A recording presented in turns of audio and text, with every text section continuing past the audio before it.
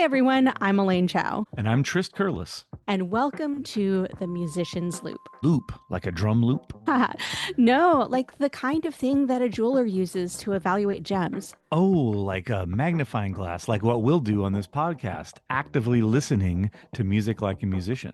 That's right. And every week, we are choosing a track to dive into together and share our thoughts about what we find intriguing about the song. Whether it's songwriting, chord progression, instrumentation, recording technology, arrangement, whatever, we're looking at the music we love through the lens, or the loop, of decades in the music industry. Hey, Trist, what do we have this week? Well, this week we have a really great songwriter who had 2 number 1 hits. I guess this is not the only time this has ever happened. It's an odd phenomenon, but he had a number 1 hit during his lifetime and then a number 1 hit after he passed away. I'm talking about Jim Croce. He was a really cool songwriter who died tragically in a plane crash. He actually had an album in the can, as it were. An album got released, and then kind of an album track of his from an album that he'd made when he was still alive that was never intended to be a single. Time in a Bottle seemed so poignant after his passing that it was released as a single and was a number 1 hit. And the 2 number 1 hits are not the focus of our song listening today. Okay. It was just random cool information that I wanted you to have. I mean, it is kind of sad that he passed away so young. It sounds like, he really didn't realize his full potential as a songwriter. Yeah, and the last little thing I'll add now that we're talking about things that have nothing to do with our song, it's noted that apparently a letter that he had mailed to his wife that was timed in such a way that she received it after he passed away. He actually said he wanted to give up the music industry. So that's kind of an interesting little tidbit that you can find more info about if you want to dig. But that's not this song, and it's not the reason why I chose this particular song. Okay, so what are we listening to? This is You Don't Mess Around with Jim. Did you know this one? Not until you mentioned it to me. You did send me, and I did mess up his name. It is what, Croce? Croce. Croce? Oh, I might have said it like crochet, but I think Croce. Yeah, Croce. Okay, you're right. You'd shared an album with me before, but I'm not convinced that it was on that album. So this was brand new to me, and definitely the first one that I listened to so deeply.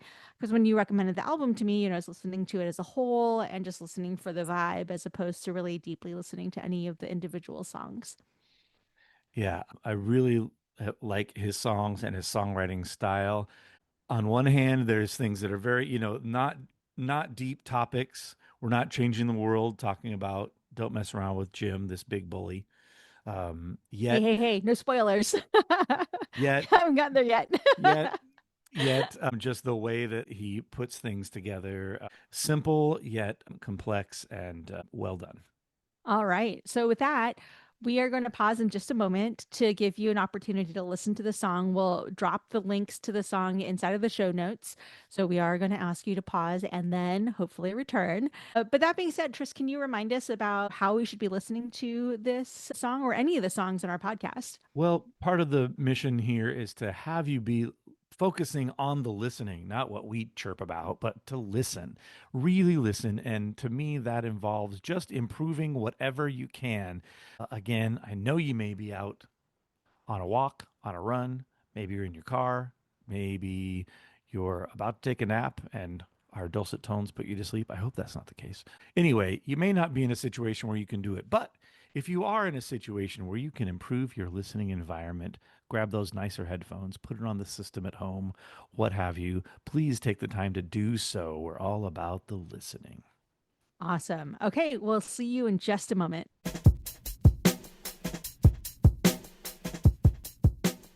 And welcome back. I have my opinions, Trist, but I am very curious about why you chose this particular song and why you thought it was special. Well, I've just once again, as we'll see as a theme, it's just I just liked it. Sometimes you don't need anything super particular. And while we dig into some musical things, some societal things, some forms, some analysis, some chords, some lyrics, etc. Sometimes it's just, oh, I don't know, I just like this one and I wanted to remind everyone that it exists. I think a lot of our listeners probably have heard this one before. It just, I don't know why, it just came up and I thought this would be a good one to talk about. I love a good story song. I don't know if it's Mm. because I'm from Wyoming. This isn't a country song. That's not all the music that there is in Wyoming, but I think of it from childhood. I have a memory of like in the story how the story changes as it progresses, and I remember noticing it. And as a kid, I didn't, even though I'm told I could always sing all of the lyrics. I don't think I was ever really uh, understanding what they were. Hmm. And this was definitely a time that in the story, obviously you've got this bully Jim, and even the people around are like, hey, don't mess around with Jim, don't tug on Superman's cape, which has kind of made its way into the pop kind of vernacular, pop culture, Hmm. at the time in the 70s. So it's like a chorus of people, hey, everyone knows you don't mess around with this guy. Yeah. And then when Slim does take care of him, and then they sing You Don't Mess Around with Slim, I thought that was the coolest thing I ever heard. I was maybe 9, but whatever, however old I was, I remember I noticed that this Slim guy took care of Jim, and then they changed it to Slim in the song, and I thought that was the coolest thing ever. Yeah. So I went through the third time before I noticed that. And I realized, oh my goodness, something changed. Did I not hear Jim? Like, I don't hear words very well always, when I'm listening to songs. So of course I looked at the lyrics and I realized, oh, it did move from Jim to Slim. And I went back and had to read all of the lyrics to really understand the mastery behind the songwriting there. Yeah, love it.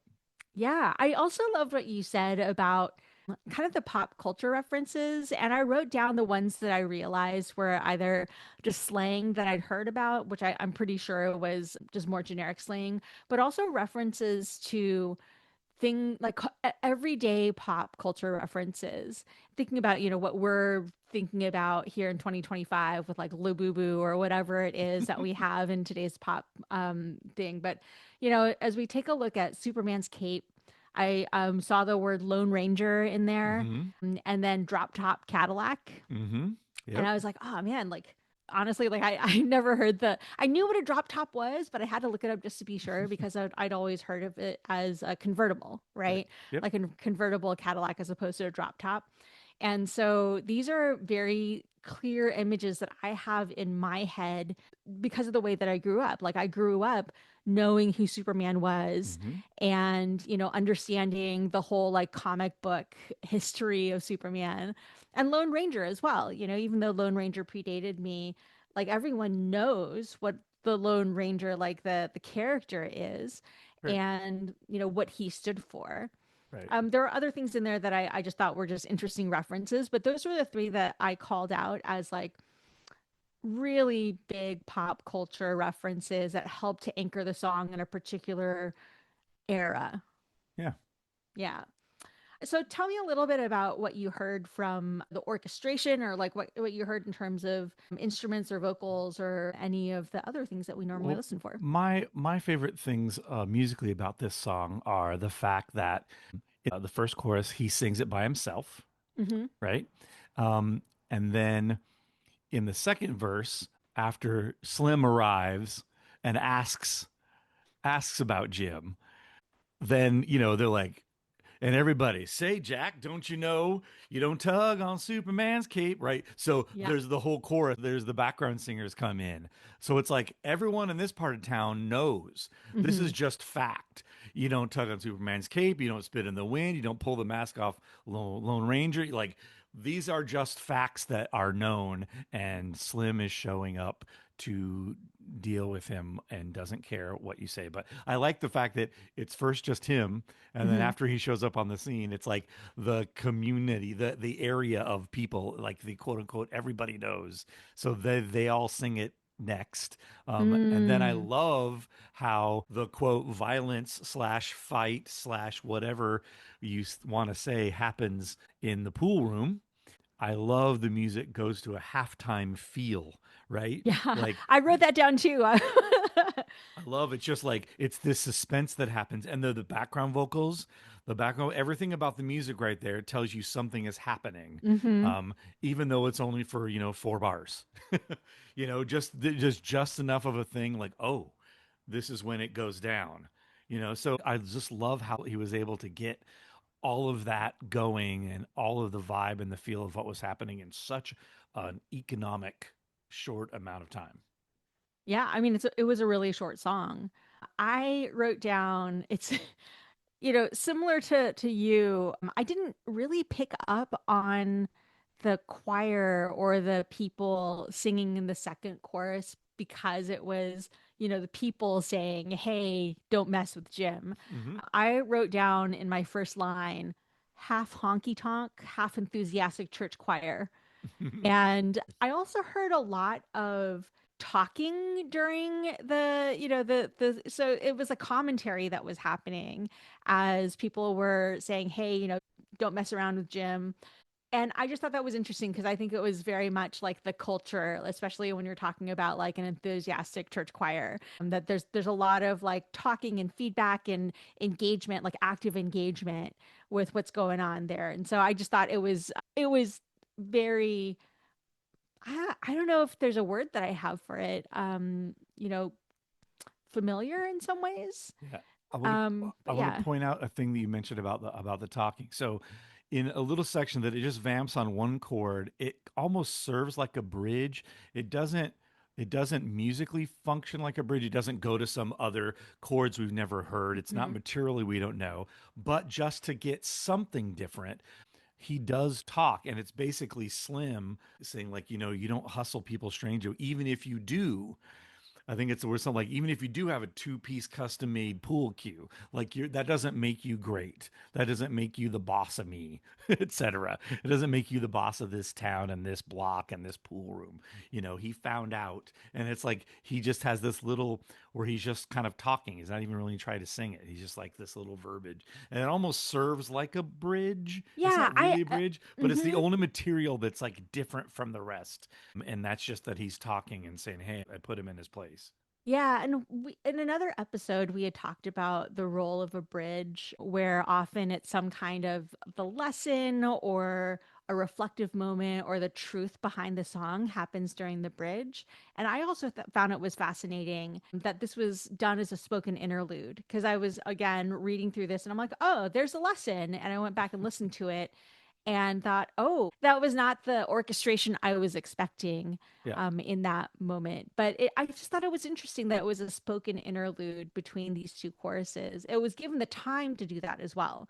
In that you had, however many bars, was it 4 bars, to actually talk through this lesson. So 100% with you. And I'm glad that we picked up on the same thing. Yeah. Anyway, I think it's cool. It's not much deeper than that. There's really cool musical things like that help outline the story. But the fact that you tell such a long this could be an hour TV drama, and it's in whatever 3 minutes or something. So I love how economical the lyrics are in telling the story. Yeah, it's definitely very elegant from that perspective.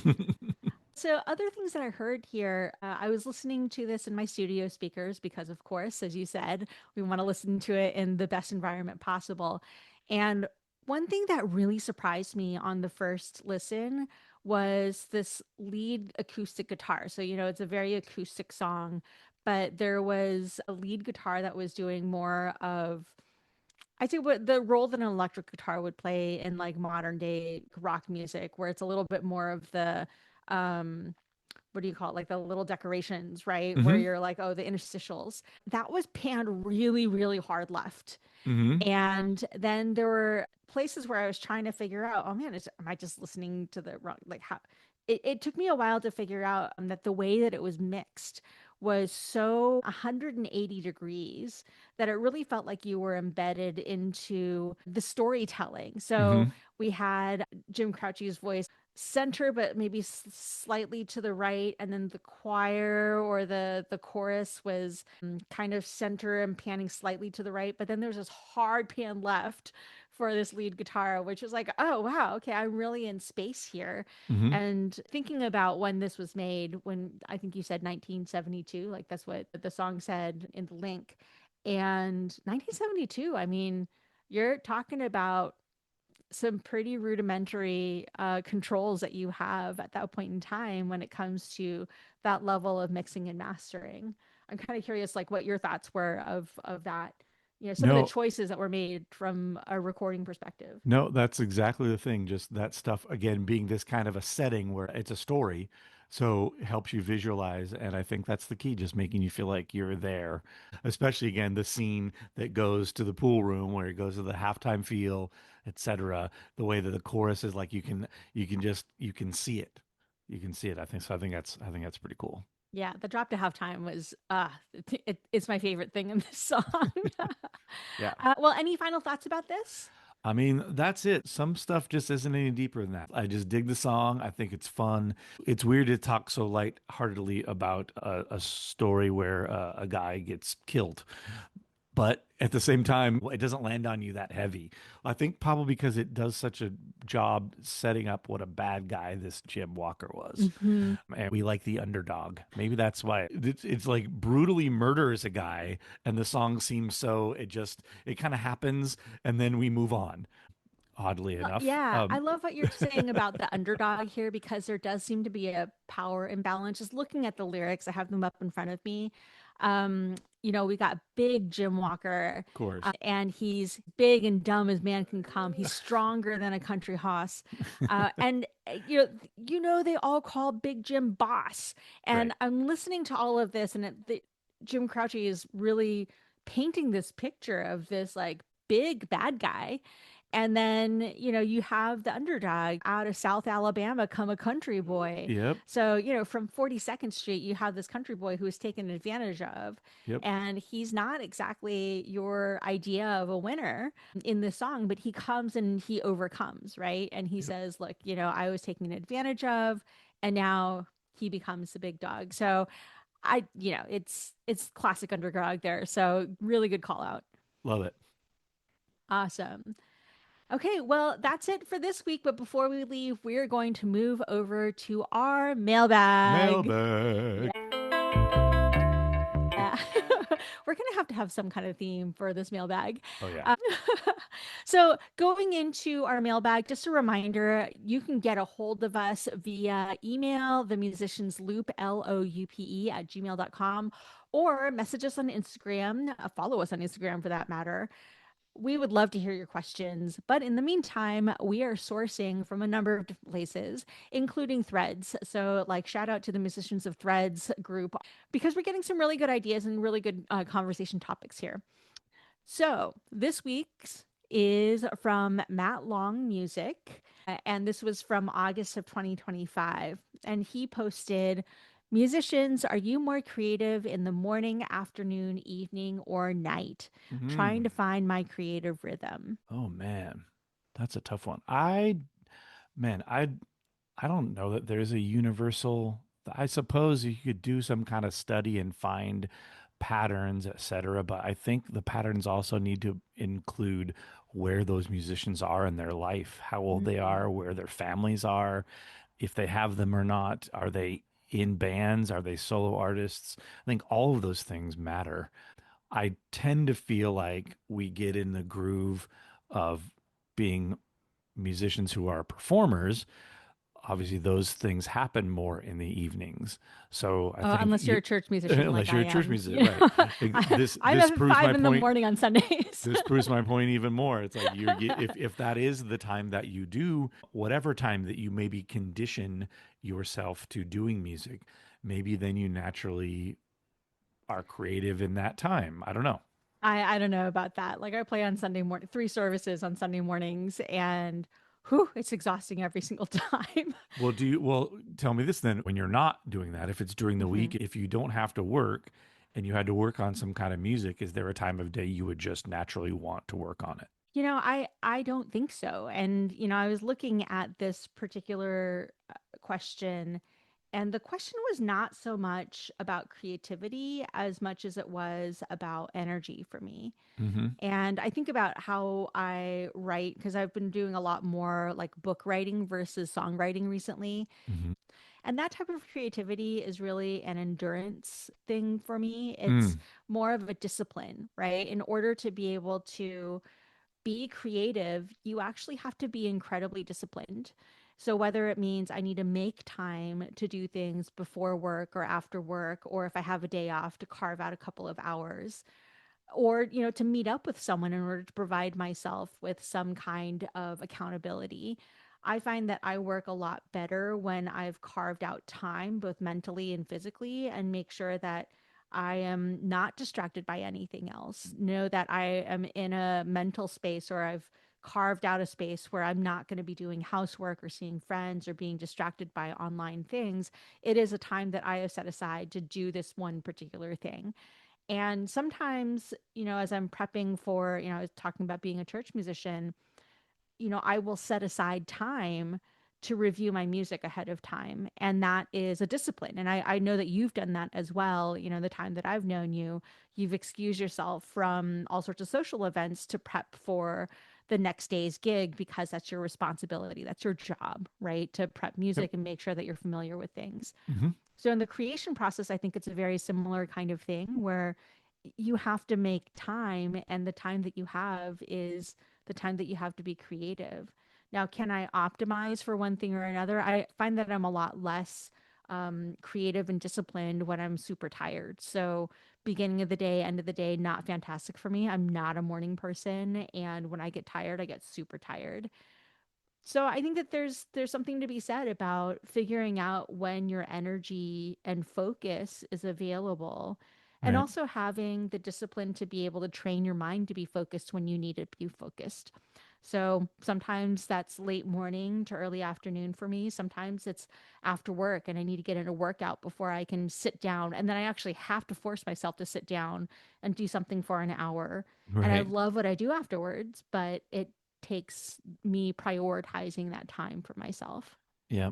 I definitely think every musician's gonna have that for themselves. So when that person posts that, if I were able to reply directly to them, I'd be like, hey, you have to find that for yourself, finding out what's better for everyone else. In this particular question, I don't know that it's I guess I understand someone reaching out to find out what works for people. And maybe if someone replies saying, "Oh, I'm also a father of two," etc., Mm-hmm. that might have a difference. Or, "Oh, I'm also a church musician," or, "Oh, I play in nightclubs," etc. Like knowing those things, then maybe like answers might help them. But just generally, when I'm more creative, I mean, I don't know. I feel like I can be creative at any of those times. Sometimes it just hits you.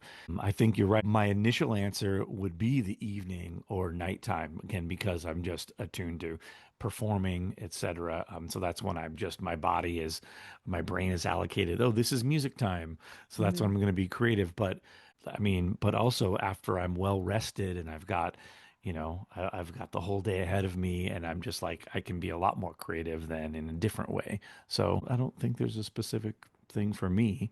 So I would think that everyone would just be different.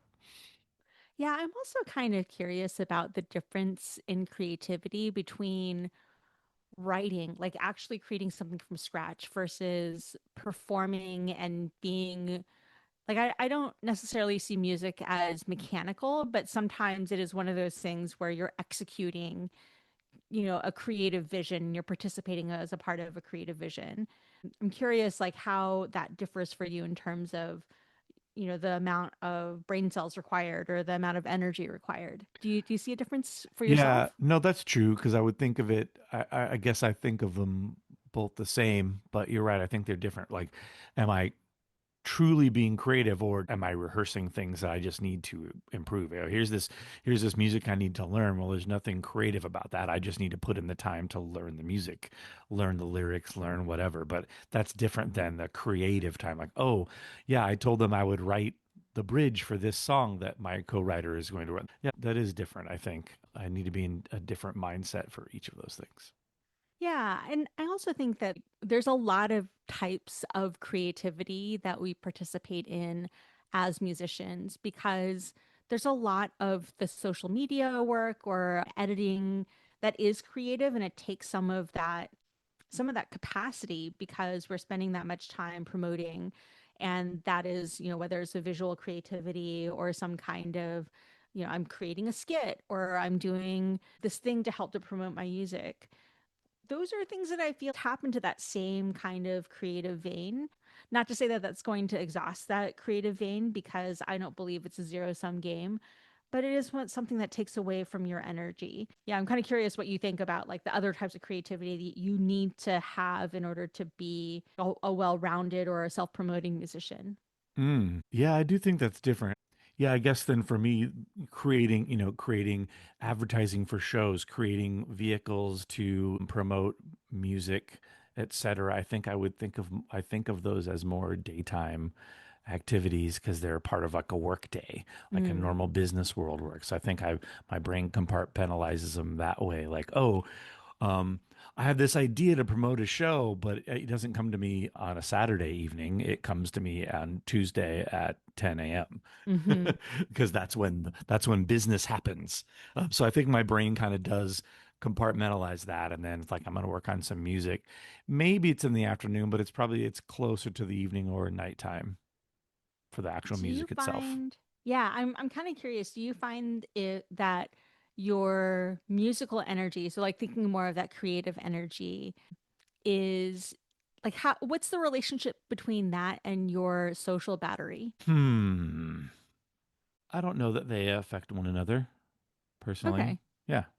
I mean, the reason I ask is that, I have my day job is very relational. Hmm. And a lot of times I'm in large meetings, small meetings, leading meetings, influencing other people. And it's not the mechanical stuff that will drain me. A lot of times it's the overall sense of like just spending a lot of time talking, right? There's a lot of emotional exertion that happens. And that would lead to a sense of being exhausted at the end of the day, as opposed to I've been staring at a screen and writing a document, for most of the day.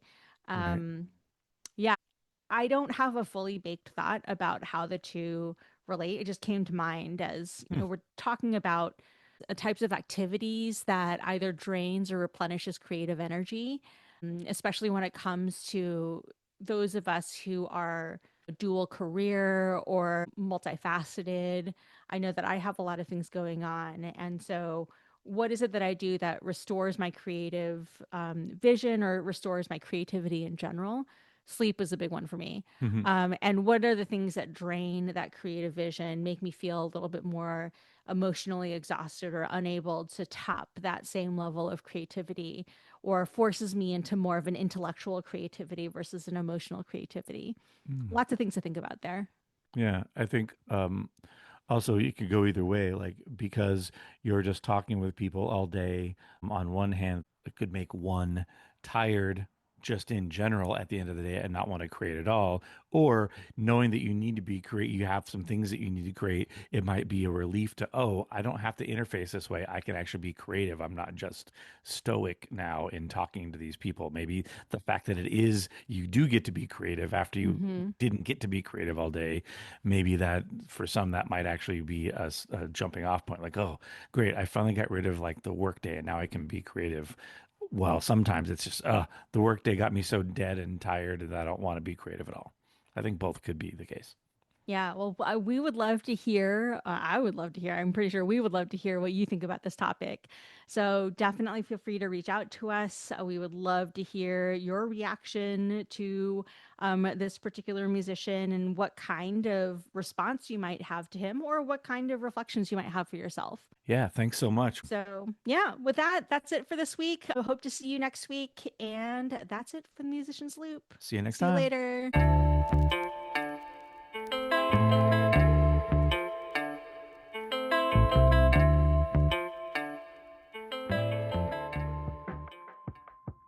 I will say that the voice on Teams sounds a little bit less AI and a little Yeah. bit more. It doesn't sound human, but it does sound a little bit less digitized. I don't know if that's better or worse. Set me up and don't say what song. Sorry. And that type of creativity is really